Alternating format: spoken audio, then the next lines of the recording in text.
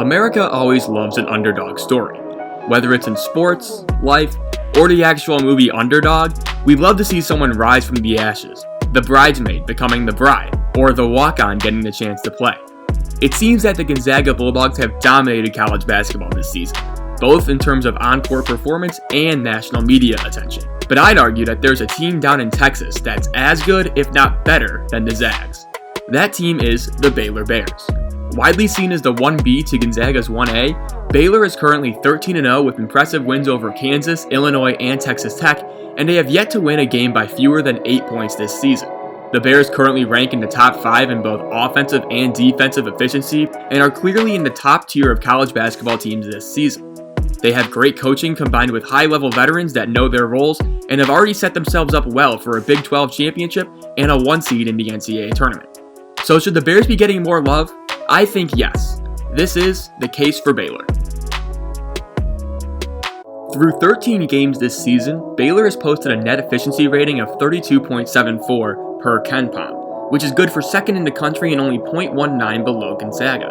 To put this number in its proper context, it's important to note that the third best team in these rankings, Iowa, only has a net efficiency of 28.98, or a little under 4 points below Baylor. Baylor has certainly established itself as a top contender this season, and this is in large part due to its players and personnel. Baylor has a solid rotation of 9 guys who I think could all be considered starters on most teams in the country. I'll run through Baylor's depth chart here and explain what I like about each guy. I'll lead with Baylor's top All-America candidate in Jared Butler.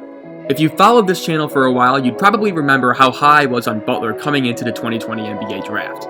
I had him as a first-round pick, and when he announced he was coming back to school for his junior season last August, I immediately locked in Baylor as my national champion pick. The 6'3" guard has shown a real ability to manipulate ball screens and take over games when needed. And he's also grown as a distributor as his tight and crafty handle allows him to exploit passing angles and windows to the tune of 5.4 assists per game. Alongside Butler in the backcourt, there's Davion Mitchell. Originally known in Waco for his intense and intimidating defense, Mitchell has really blossomed as a legitimate offensive weapon this year as well. The redshirt junior guard has knocked down 44.2% of his threes this season and actually leads the team in assists to this point with 5.7 a game. Mitchell's offensive development has given Baylor another primary handler alongside Butler that allows for even more fluidity and efficiency on offense. Rounding out the three-headed monster in the backcourt is Maceo Teague.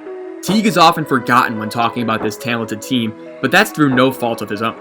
He's pouring in 15.2 points a game, and while he doesn't have the playmaking capacity of a Butler or a Mitchell, Teague still adds significant value with his scoring. Plenty of times this season when Baylor is in a clutch spot with game pressure, it's been Teague to hit the much-needed basket. His crafty use of ball fakes and hesitation moves makes him extremely tough to defend, and he consistently shows up in key moments. The frontcourt was left a little thin with the retirement of former 14-point and 6-rebound guy Tristan Clark, but Baylor has adjusted well given the circumstances. Baylor's starting center is Flo Thamba, not Mo Bamba of Orlando Magic and Sheck West fame, but Flo Thamba, a 6'10", 245-pound big man from the Democratic Republic of the Congo. Thamba doesn't provide much of anything in terms of counting stats, but his offensive rating is 133.4, which is the highest among Baylor players who have logged over 50 minutes on the season. Aside from that random and probably irrelevant stat, Thamba has provided adequate rim protection and solid activity on the glass for his role, as he's grabbing 17.3 boards per 100 possessions and leads the team in offensive rebounding rate at 16.8%.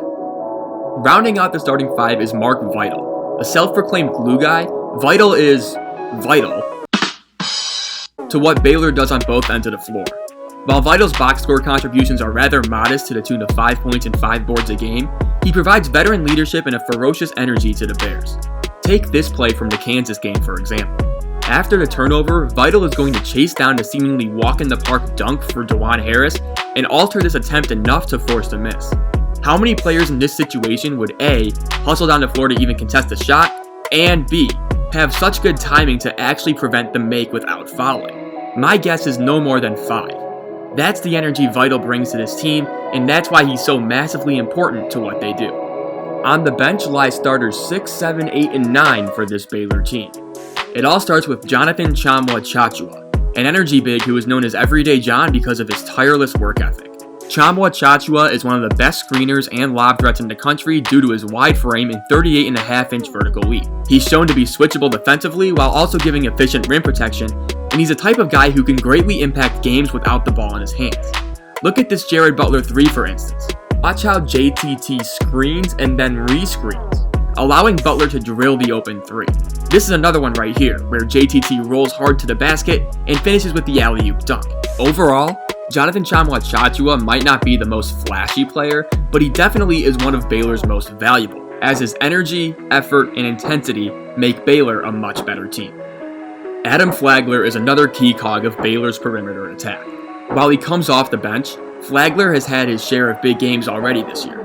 He had 18 points against Illinois and 15 at Texas Tech, and like Maceo Teague, he's just one of those guys that gets baskets at key times. Look at this play from the Texas Tech game, for example. It's a broken possession early in the second half. Tech is on a big run to open the half and has cut the lead down to 3. Baylor is scrambling, but the ball gets to Flagler late in the shot clock. He calmly takes a shot fake, takes one dribble in, and nails the floater. In terms of timely shooting, Flagler is kind of like the guy at the end of movies that defuses the bomb right before it's about to explode. He just manages to come in and save the day right before things get a little too close for comfort for Baylor. LJ Cryer is a freshman guard from Texas, and while he doesn't get a whole lot of run in a crowded backcourt, he has shown that he can hit some timely shots and provide solid effort on both ends of the floor. The final guy I want to talk about is Matthew Meyer. Never lacking for confidence, Meyer is a very skilled 6'9" guard-forward hybrid who can shoot extremely well from the outside. In his 15 minutes a game thus far, Meyer is scoring 8 points while knocking down 46.2% of his threes. The kid's got an effortless stroke, and Baylor seems to erupt with momentum whenever he's hitting his shots. Baylor has a phenomenal 9-man rotation, like really, really good. But the whole might be even greater than the sum of its parts. Lots of teams have talent, but what sets Baylor apart in my view is its culture.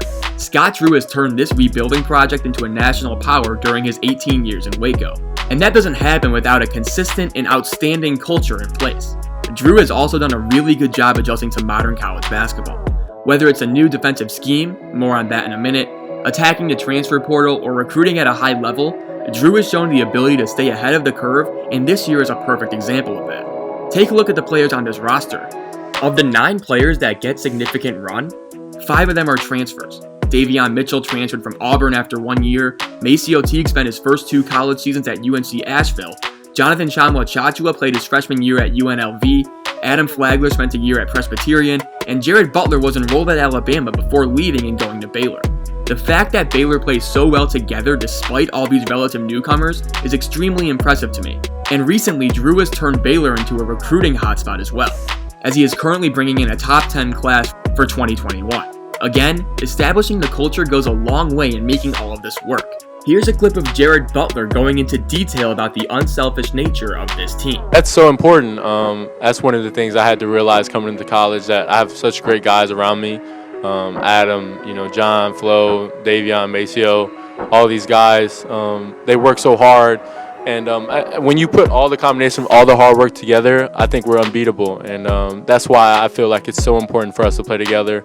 And, it's always somebody's night. And it's our job to make sure we get that person, the most shots, and we play together. That's really what it is. Scott Drew has also turned Baylor into a defensive juggernaut over the last 2 seasons. And this is due to the personnel he's gathered and the scheme that he's implemented. Watch some of these defensive possessions. I'll just be quiet and let you take in the serenity.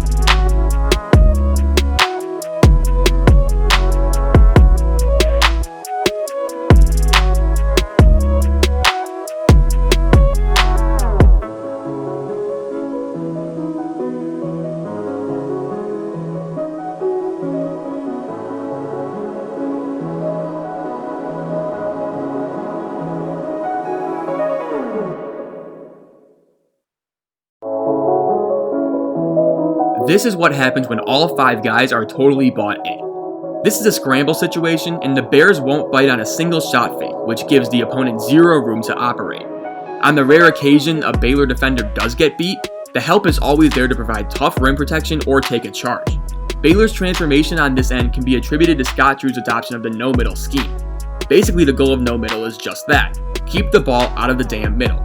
You'll see Baylor ice a lot of ball screens as they do here, and they will push the ball handler towards the sidelines and baseline.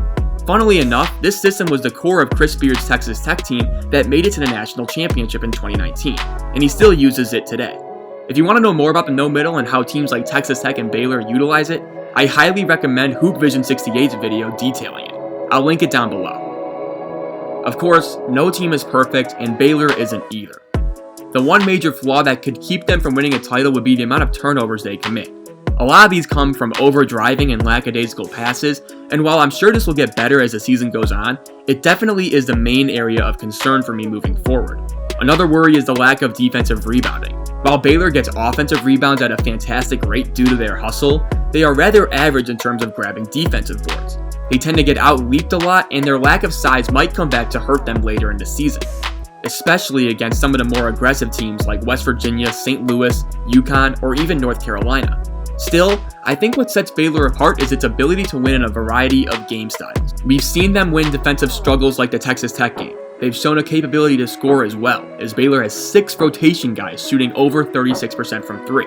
5 of those are actually shooting over 40%, and actually, 4 of those are over 44%. Again, as it stands now, Baylor is the only team in America in the top 5 of both offensive and defensive efficiency per Bart Torvik.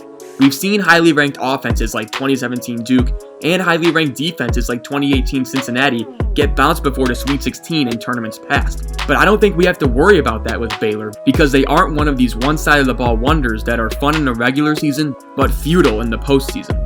So obviously there will be debates all year about Gonzaga versus Baylor. And I'm going to say it now that Gonzaga will go undefeated into the tournament and Baylor won't. Baylor plays in a rugged Big 12 conference and will almost surely drop at least one game. However, unless something drastic like an injury or a COVID situation takes place, I won't be wavering from my position. Baylor is the best team in America and will cut down the nets in Indianapolis on April 5th. Let me know your thoughts below.